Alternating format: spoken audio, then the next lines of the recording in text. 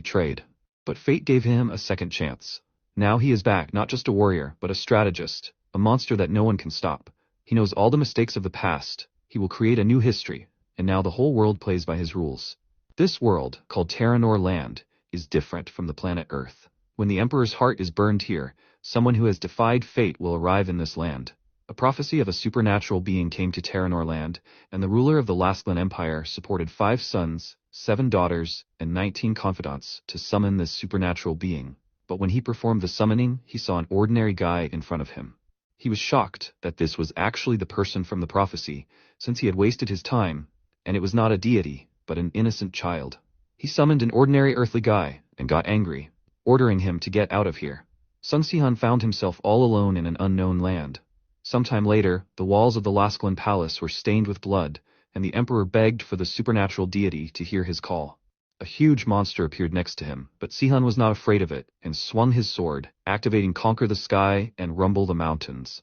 He easily defeated the monster, and Lustanad cursed, because the protagonist dealt with these creatures too easily. These monsters were so dangerous because they did not obey the laws of this world, but for Sihan this was not a problem, because he was also not from this world. He was called the Unearthly Savior, and now he announced that the powerful ability to summon creatures from another world was passed on only to the Lustanad family, and also caused many deaths. Peaceful people suffered from the Emperor's tyranny, not to mention that Sihan himself had to go through hell because of Lustanad. The Emperor decided that the one he summoned to this world was good for nothing, and got rid of him by putting him in the dungeon. He barely managed to escape, and 3 years have passed since then, and he ended up here. He lived every month in the hope of one day raising the sword of justice over Lustanad's head. He pointed the blade at him, warning him that his tyranny had come to an end. Now he was going to return all the desperate pain and indignation of his fallen comrades. He swung, and Lustanad only managed to curse, realizing that everything would have been different if not for this damned prophecy. The next moment, a cut had already pierced his body, and he fell, and Sihan put the sword back in its sheath. He looked at Lustanad's bloody body, finally realizing that it was all over. He sighed in relief, and at that moment he heard someone call out to him. He was glad when he realized it was Lavina, and she was happy, since he had finally defeated the Emperor. She congratulated him, and the protagonist agreed with this, admitting that it was not easy. He hugged her, smiling happily, since everything was behind him, and now there was nothing more to worry about. He was going to do everything to make Lavina happy, and she wanted to answer him, but she did not have time, because Lilstein noticed that this was not all, because they had to burn the Emperor's heart in order to get rid of the monsters. He thought that Sihan would not be able to do anything, but it turned out that he was capable of many things. That is why he did not cease to amaze him. And the protagonist joyfully shouted his name, and his other comrades praised him for his excellent work, but noted that he could disappear if they burned the Emperor's heart. However, Sihan was summoned by the hearts of his confidants, not the Emperor, and some of his comrades did not think that he could return to his world. This meant that the Emperor had summoned his killer, and this seemed funny to the protagonist's comrades. He suddenly asked them to listen to him, but before he finished, Lavina sadly asked if he really did not want to go home. He confirmed it, because he had already made his decision. His deceased comrades, close friends, and the person he loved more than his life were in this world. He would be lying if he said he didn't miss the land at all, but he didn't regret his choice to stay here, because it was here that everything he held dear was. Everyone looked at him happily after these words, and Lilstein noticed that Sihan would not change his mind. He confirmed this, and then turned around because someone called out to him. Lavina kissed him, and he was surprised by such a sudden impulse, and she suddenly admitted that it was hard. Her tone changed, and the protagonist was surprised, and then felt an energy that arose behind him. He turned around, realizing that this was a dimensional portal, and warned the others to be more careful, because someone had opened a portal. However, his comrades did not react in any way, and he noticed the burnt heart of the Emperor in the palm of one of his friends. He understood what it was, and his comrades asked him if he didn't know that even if the entire Lustanad dynasty perished, the Emperor's heart would still be accessible, and they would be able to open a portal to another world. Now Lilstein held the ashes outstretched, warning that Sihan had become too strong. The other boys added that he was too popular, too beloved, and that meant that he would soon rise above them, and they did not need another emperor. The protagonist had saved this world, and for that they were immensely grateful to him. But it was time for him to return home. The future of this world was now in their hands, and they were not going to give power to an outsider like Sihan. He was outraged that they would say something like that, and turned to Lavina, begging her for help. However, she did not move, and this only shocked him more. She was sure that he needed to make this decision himself. And he shouted her name, and she apologized because she did not want to be the emperor's wife, but wanted to be the empress. She did not want to be someone's decoration, but wanted decorations to lie at her feet. However, Sion was not fit to be her decoration, and so she approached him, running her finger along his chin. The protagonist still did not understand what was happening, and Lavina realized that it was not easy for him, but she decided to help him ease this pain. He tried to stop her, but she pushed him into the portal, telling him to return to his homeland. He, falling into the portal, saw the faces of his comrades for the last time and screamed. Soon the energy of the portal dissipated. The world was saved by the hero from another world and his 6 allies. A little later, they announced that the savior had fulfilled his role. They accepted his desire to return to his homeland and were ready to take care of the future of the empire, confident that their savior Sihan would be proud of them. The emperor's reign was over, and now the empire could rely on them. The era of the 6 emperors was about to begin, and the people rejoiced when they heard this speech. Taxes were lowered in the empire, and the people were freed from hard work. The 6 emperors were in agreement and ruled the land of Terranor wisely. It was a carefree time, but sometime later, the energy corresponding to the portal between dimensions arose in this world again. One day, Alita walked out of her house, humming softly to herself. She admired how blue the sky was, and not a cloud in it, and assumed that now was the time to plow the field. She smiled happily, walked to her plot, and began to work. However, sometime later, she was distracted, because she heard some sound. A flounder fell near her, and she was very surprised, and then rejoiced that it was really a live flounder. It was delicious, but she realized that she couldn't eat it, because she didn't even know where the fish came from. The fish couldn't do anything in the forest, so Alita put the flounder aside, deciding to continue working. But before she could get back to her work, something else fell behind her, and it was much heavier than the fish, so a cloud of dust rose in the air. She turned around in fear and saw a pig that had fallen to the ground with such force that it had made a dent underneath. Alita didn't understand what had happened, but she assumed that all these animals were falling from the sky, and then she saw Sihan, who was also falling from the sky, screaming. Because he was completely naked, Alita frowned, but didn't have time to react in any way, because the main character fell to the ground, raising a cloud of dust. When it gradually dissipated, Alita was surprised that after the pig, a naked man fell. She was worried about Sihan's condition as he fell headfirst on the ground and ran closer to him. However, he was alive and looked around, paying attention to the place he was in. Alita was surprised by such a reaction, but greeted Sihan, and he laughed happily, as after so many years he finally succeeded and returned. However, the next moment he fell unconscious on the ground, and Alita asked herself in confusion, what was that? Sometime later, when it was already night outside, the protagonist abruptly opened his eyes, surprised that he was somewhere in the house. Alita noticed that he was already awake, and handed him the porridge she had prepared.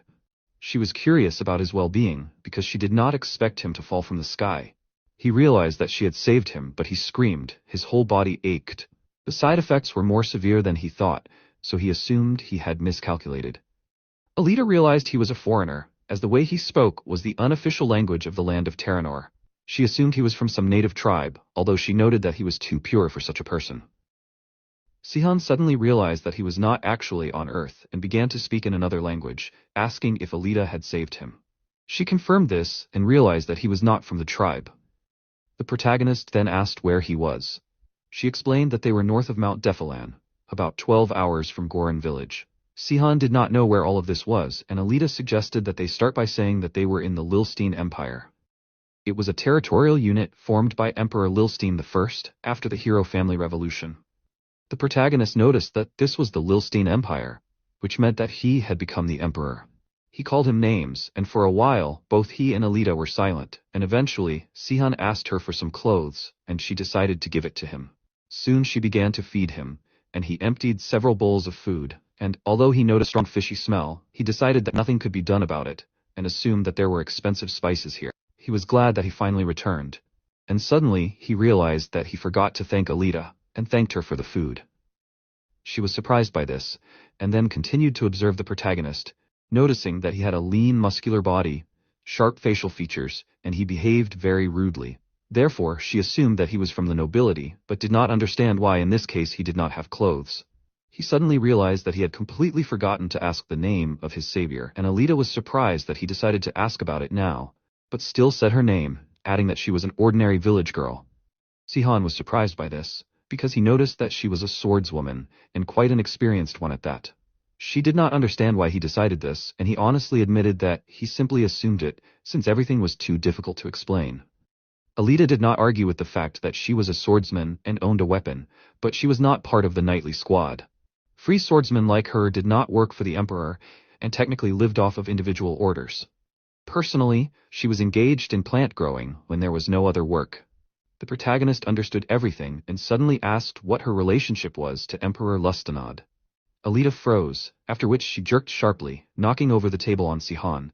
He screamed, and she grabbed a dagger, jumping over the table in order to attack him, but he was no longer there, so she was very surprised. The protagonist appeared behind her, noting that he did not ask for a fight, and Alita asked in confusion how he got there. She turned around, trying to attack him, but he easily dodged, and she assumed that he was also a swordsman. After that she struck again, and Sihan dodged it again, and this happened several more times, but he still tried to convince Alit that he was not going to fight.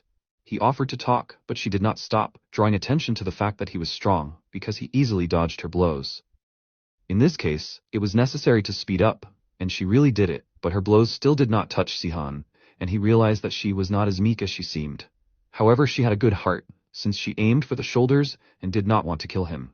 Another blow aimed at him. He stopped with a spoon, and Alita was especially surprised by this. She fell to the ground, and Sihan simply smiled, and eventually, she gave in. She wondered who he was, and he introduced himself, saying that he came from Earth. Her eyes widened, assuming that he was the savior from another world. The protagonist was surprised that anyone still remembered him, and noted that he understood perfectly well why she attacked him. He asked her what the tyrant was to her, and he himself would have been offended if someone had asked him that. However, he was simply asking, so she did not have to answer. Still, she gave her full name, Alithers Bella Lustenad Lasklan, admitting that she was the daughter of Emperor Lustenad. She remembered how some time ago, the rebellious people shouted that the reign of the tyrant emperor had come to an end, ordering others to destroy the imperial family. They were not going to let the emperor's offspring ascend to the throne, and, at that time, Serafina apologized to Karen, saying that he was the only one she could rely on. He wanted to tell her something, but he paused for a moment, and then promised that he would protect the child with his own life. Alita, who was still very young at the time, looked at her mother desperately. After that, their bodyguard Karen took care of her, raised her away from people, and taught her how to fight. He was just doing his duty, but when her identity was accidentally revealed, he had to leave the empire. Alita lived here since then, but sometimes she went outside the village to run an errand if she ran out of money. Sihan realized that this was why she lived in such a remote place, and he never thought that he would meet the emperor's daughter. He assumed that he was her father's enemy. But Alita no longer had any relation to him, because he was dead. And yet, people were still afraid that someone would take his place. The members of the imperial family were able to open dimensional portals, so they were hunted, and she thought that Sihan was the killer. The protagonist was angry that his former comrades thought that he wanted to get rid of the emperor's relatives, but did not bother to check this and simply lied to him. The more he learned about what happened, the angrier he became. But he was sure that Alita should not be sad, although it was not easy for her now, since sometimes good people like him fell from the sky. Alita did not answer, and then she asked, with disbelief, if he was really a savior from another world. She heard that after killing the emperor, he returned to Earth, and so she did not understand how he managed to get to Terranor. In addition, she wondered why he returned without clothes, and Sihan shouted that such things are not under his control. The whole thing was later that only a living organism can pass through the portal, and not in strange fetishes. When he got here for the first time, he was also naked, and even when he returned to Earth 10 years ago in the middle of Gwangwamun Square, everything was the same. He did not even want to remember this, and Alita was interested in what he said about Gwangwamun, since she did not know about it. Finally, she realized that he returned to Earth 10 years ago and came to Terranor at someone's call. She could not believe that someone could summon a person from another world, since no one except the imperial family was capable of this. The protagonist explained that if you think about it like that, then it was him, because he returned on his own. Alita was shocked that he called himself and did not understand if this was possible. Of course, it was not easy, and Sihan needed 10 years, although he did not do it entirely on his own. Suddenly his eyes widened, turning around sharply, and Alita wondered what was going on. He remembered that she had said that she was being pursued because she had the Emperor's blood in her, which allowed her to summon beings from another world. This was indeed true, and Sihan suddenly cursed because he realized that he had been mistaken. He, noticing Alit's lack of understanding, explained that in order to get to Terranor, he needed to find a magical support for safe travel. He used the power of the Emperor's relatives, who were able to open a spatial portal, and Alita had the purest blood. Then she realized that this was why he asked her what her relationship was to the Emperor. In other words, the protagonist used her as a converter, and this meant that everyone would see that she had summoned him with magic. Alita was horrified, assuming that this could not be, and then stood up abruptly, approaching the window, and noticed the torches of the approaching people, not understanding how this was possible and when they had time. The knights were already near her house. The clan announced that they had detected traces of magic here, and he was sure that it was coming from the hut. He assumed that everyone was ready for a siege and attracted the attention of the knight Xenon Stride. He decisively thanked him for his help, and then ordered everyone to prepare for an invasion, as well as to stay close during the encirclement of the building. Sihan, watching everything that was happening, sighed, and Alita, coming closer to him, resolutely stood up, clutching a sword in her hands. The protagonist noticed that she was already accustomed to difficulties, and assumed that she had been preparing for this her entire life. He felt sorry for her being forced to suffer because of him, because she hid for so many years, and now everything was revealed. In his thoughts, she was cursing at him because she had gotten caught because of him. He assumed that she was very angry, even if she did not show it, and so he asked her not to be afraid to speak up if she really wanted to say something. Alita looked at him in surprise, and then thanked him for warning her about the siege in advance. This greatly surprised Sihan, and he asked again in shock, but before Alita could answer, the knights began shouting, ordering her to show herself, because if she did, her hut would be blown to pieces. Xenon suggested that the clan start with a light attack, and he cast a spell called the Burning Pike. A powerful flame engulfed the house, and Xenon was very surprised, assuming that this was too powerful an attack, since they had to bring Alita alive. The clan explained that the fire was only that strong outside, so she would not be harmed, but if she was unlucky she would be left with several burns. The knights near the house looked at the flames in shock, and the next moment, Alita jumped out of it, and they ran to attack. Noticing her, whoever could catch Alita could get 10 gold coins. However, before the knights got close, she swung her sword, inflicting wounds on them, and everyone realized that she was a swordsman. However, Alita realized that there were too many knights, so she would not be able to fight back. She flinched as the attack flew towards her, and from this she had to jump back. Xenon was outraged that Alita, whom he called a name, dared to kill a normal soldier. He assumed that she should be very ashamed, and promised that he would take revenge on her for this. She was scared, noticing that he had magical armor, because it meant that he was a level stronger than her. Xenon launched an attack, and she barely dodged. She managed to avoid another blow as well, and found the right time to attack, striking, but the armor where she struck glowed, reflecting the attack. Xeno noticed that she had a high-level sword, but his equipment was also stronger and more durable than Alita thought, and so such others would not work against him. He struck, throwing her aside, and she coughed. Blood sprayed from her mouth, and the force of her landing on the ground caused dust to rise into the air. Xeno frowned, displeased by how dusty it was, and Alita was surprised by his strength and noticed that her arm was broken. Xeno warned her that if she really was a swordsman, she should know that she did not stand a chance. He wanted to tell her what would happen if she simply laid down her weapon, but before he could finish, she gave up. He thought it was a great decision and was glad that she understood quickly. He wanted to continue his speech, but suddenly someone called out to him. Sihan was unhappy that Xenon had been so heartless all this time, and now he decided to pity Alita. He felt like his mood was changing too quickly, and Xenon was very surprised to see him. He wondered who the protagonist was since he was so close, but he did not sense his presence. He asked him who he was. He swung his sword without waiting for an answer, and Sihan apologized to him, warning him that it was nothing personal. Still, he had to take action, so he turned around, and Xenon's eyes widened, and the next moment, the protagonist punched him, throwing him high into the air. Xenon fell, stuck in the ground, and all the knights were afraid that Sihan slammed him into the ground like that. Alita was wondering why the protagonist was against these warriors, since these guys were supposed to be his former comrades. The clan noticed that Sihan was part of the Devil Empire and ordered the others to get rid of him right away. He looked thoughtfully at the knights running towards him, surprised that they were not going to retreat even after the death of their commander.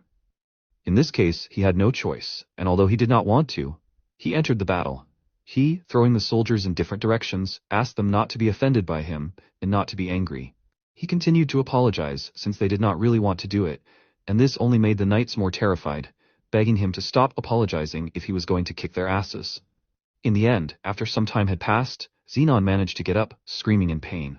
He called Sihon a name, and then suddenly shuddered when he saw the state of the other knights. He assumed that it was impossible, since an unarmed man had single-handedly dealt with an entire army. He assumed that this was how he had looked a few minutes ago, and remarked that he was lucky. But suddenly he recognized those movements, remembering the hero from the past, because it reminded him of him. At the moment, Sihon noticed that he was awake, and admitted that he was quite strong. He apologized to him, warning him that he needed to sleep a little more, and Zenon looked at him in horror, trying to make him stop. The protagonist concentrated energy near himself, preparing to strike, and before Zenon finished speaking, he slammed him into the ground. He repeated that it was nothing personal, and suggested that the soldiers live in peace. However, he also warned that they would be in trouble if they raised a hand against him. The clan watched in horror as the army was defeated, since neither the knights nor the mages could do anything to Sihon. He called him a devil swordsman, and wondered where he came from. The protagonist meanwhile approached Alita, assuming that the knights were no longer a threat. He noticed that she was still sitting in one place and asked if she would be here all day. She was not going to do so, and tried to get up, and then they began to leave together. The clan realized that the mission had failed, and noticed that Zenon had been defeated. They had to retreat, and he ordered the remaining knights to take care of the bodies of the dead. However, no one died, and the knights were simply stuck in the ground. This only made the clan more amazed, certain that such a thing could not be. It seemed impossible to him that there were no casualties in this fierce battle, and he did not understand what just happened. After some time had passed, and Sihon and Alita had gone deeper into the forest, the protagonist finally announced that the knights would not find them here. He felt relieved, as he didn't want the knights to follow him. The side effects of the spatial shift were stronger, and his combat energy was now at 10, and his mana was negligible compared to his previous level. He wondered how long it would take him to return to his previous form, but was distracted by Alita groaning in pain. He noticed that she had broken her arm, and she sighed, but realized that she was very lucky because in reality, it could have been much worse. Despite this, she was shaking in pain, and Sihon did not understand why she was happy about it. She seemed strange to him, and yet he soon made a bandage for her, hoping that it would help. Alita thanked him, but he had no problem with helping.